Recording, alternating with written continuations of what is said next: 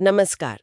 आज हम Robert Kiyosaki की बहुत ही चर्चित किताब रिच डैड पुअर डैड पर आधारित एक समीक्षा पर बात करेंगे। इस किताब ने न कई लोगों की पैसे को लेकर सोच बदली है। हाँ जी बिल्कुल, इसका जो आधार है वो बड़ा दिलचस्प है। दो पिता हैं और उनके नजरिए बिल्कुल अलग। हाँ, एक पुअर डैड जो पढ़े लिखे हैं पर आर्थिक रूप से थोड़े परेशान हैं। जी।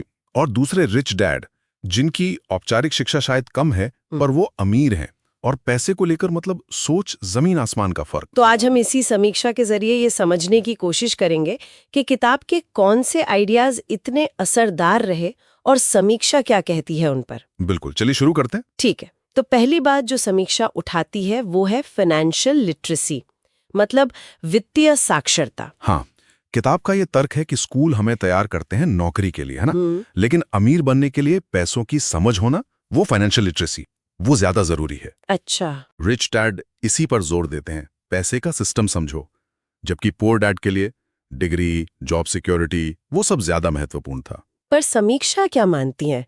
क्या वो कहती हैं कि हाँ वाकई पारंपरिक शिक्षा पैसों के मामले में पीछे रह गई है, या उसे लगता है कि कियोसाकी थोड़ा बढ़ा चढ़ाकर कह रहे हैं? देखिए, समीक्षा मानती है कि कियोसाकी का ये सवाल उठाना कि पारंपरिक शिक्षा पर्याप्त है या नहीं, ये सोचने पर मजबूर तो करता है, लेकिन हाँ, वो ये भी इशारा करती है कि शिक्षा को पूरी तरह नकार देना भी शायद ठीक नहीं। और इसी सोच से जुड़ा है उनका दूसरा बड़ा आइडिया, संपत्ति और देनदारी का फर्क। हाँ, एसेट्स और लायबिलिटीज, मतलब एसेट्स वो जो पैसा जेब में डाले, जैसे कोई निवेश हो गया या रियल एस्टेट जिससे किराया आ रहा है, जी। और लायबिलिटीज वो जो पैसा निकाले, जैसे कोई महंगी कार या बड़ा लोन जिसकी किश्तें जा रही हों। ये फर्क तो शायद बहुत लोग अब जानते हैं, पर क्या समीक्षा ये बताती है कि लोग आज भी कहाँ गलती कर रहे हैं, या कियोसाकी की परिभाषा में ही कोई कमी है? समीक्षा का एक पॉइंट यहाँ ये है कि आज भी कई लोग वो दिखावे की चीजों में, मतलब देनदारियों में फंस जाते हैं।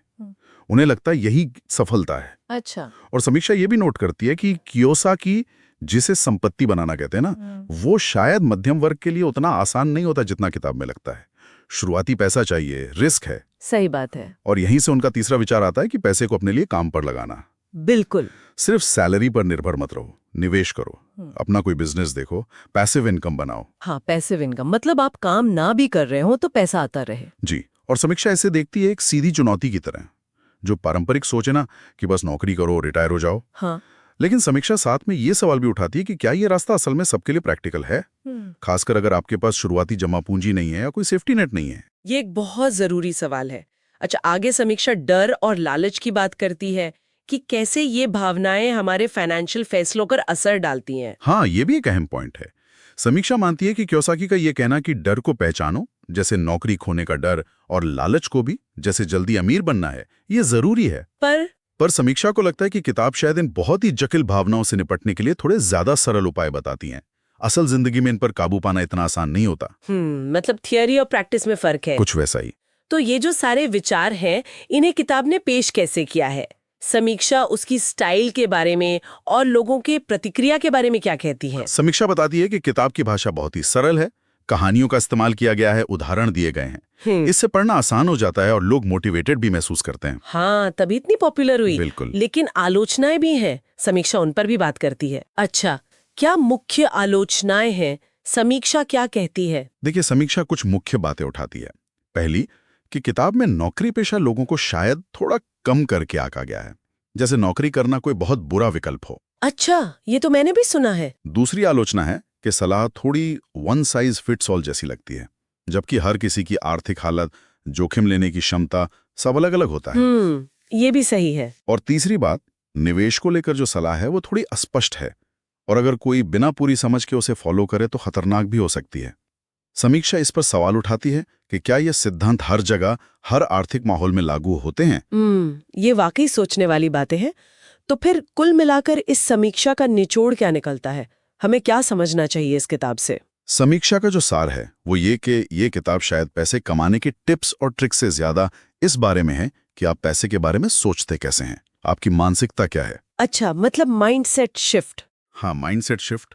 असली अमीर बनना शायद इस पर निर्भर नहीं करता कि आप कमाते कितना है, बिल्कुल बल्कि इस पर कि आप उस पैसे को मैनेज कैसे करते हैं, आपकी फाइनेंशियल समझ कितनी है। बिल्कुल सही कहा। तो समीक्षा हमें एक तरह से इस सवाल के साथ छोड़ जाती है कि रिच डैड पुअर डैड हमें पैसे बनाने की जो स्थापित धारणाएं हैं उन पर सवाल उठाने के लिए तो प्रेरित करती है, जी और ये सोचने पर भी मजबूर करती है कि ये जो वित्तीय समझ है इसे विकसित करने का सही समय कब है, और क्या हमारी जो मौजूदा शिक्षा व्यवस्था है वो लोगों को असल दुनिया की आर्थिक चुनौतियों के लिए वाकई तैयार कर पा रही है। हाँ, ये बहुत बड़े सवाल हैं जिन पर सोचने की जरूरत